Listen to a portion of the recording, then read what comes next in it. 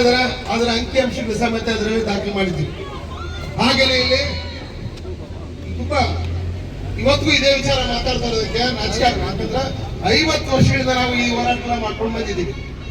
ಇದೇ ಚಿಕ್ಕಬಳ್ಳಾಪುರದಲ್ಲಿ ಇನ್ನು ನಮಗೆ ಬಿಲ್ಲಂಡಳ್ಳಿ ನಡೆದ ಗಟ್ಟೆ ಮಾಸಿಲ್ಲ, ಕಂಬಾಲಪಲ್ಲಿ ನಡೆದಂತ ಕೊಲೆಗಳಿಗೆ ನ್ಯಾಯ ಸಿಕ್ಕಿಲ್ಲ.